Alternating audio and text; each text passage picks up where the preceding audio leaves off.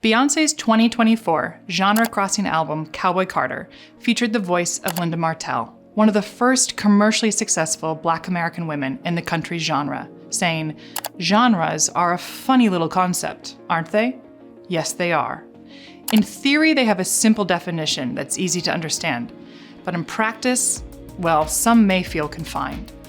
As more and more artists play and bend with genre classification, and as we increasingly listen to music online and through social media, is genre still a meaningful concept in popular music, or are we post-genre? Join me for this short taster lecture as we explore the past and present roles of genre in popular music.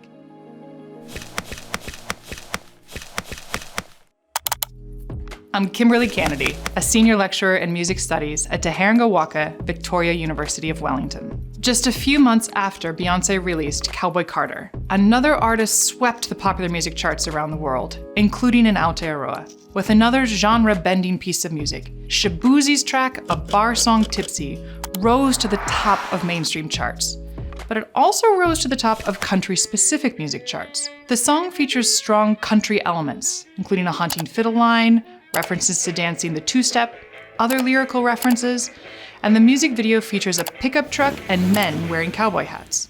But it also features some musical aspects strongly associated with hip-hop, including Shaboozey's heavily auto-tuned voice and references to a popular 2004 hip-hop track, Jaquan's Tipsy. Is this country? Is this hip-hop? Or is it a bit of both? And if so, does it matter? Maybe not, but the success of Shaboozey, an American of Nigerian heritage, in the country genre, triggered countless think pieces about race and genre in contemporary popular music. It seems that genre is still something we use to understand popular music.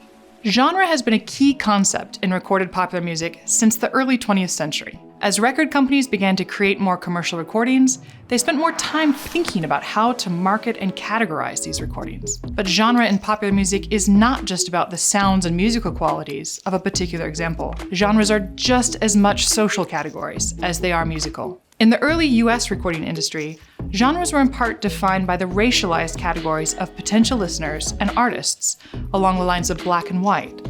But even in the early 20th century, these categories were hardly simple.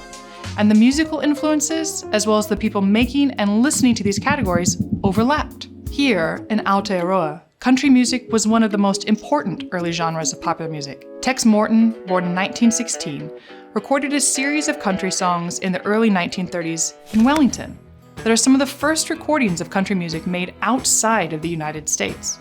A couple of decades later, one of our most popular musicians locally was Johnny Cooper of Natikohungunu, known as the Maori Cowboy, and he identified strongly with the country genre. But in 1955, his record label HMV pushed him to record covers of early rock and roll from the United States. Perhaps Johnny Cooper then offers some insight into understanding genre in the modern context.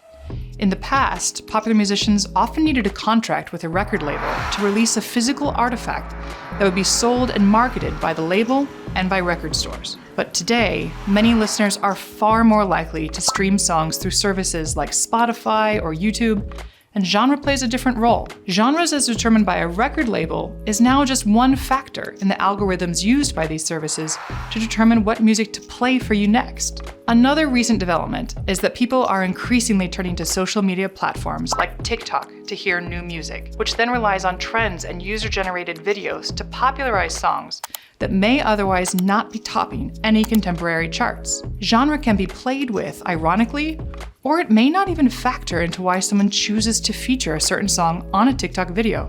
It might just be the trending song at the time. All of this mixing and mashing and music sharing, seemingly out of the control of major record labels, can make it feel like genre is over. And yet, when artists like Beyoncé and Shaboozey release songs mixing the seemingly opposed genres of country and rap, people listen, and then they talk and write about what's happening, using the critical framework of genre to understand social and musical developments. Maybe you're a hardcore fan of certain genres, and the social category of genres are really important to you.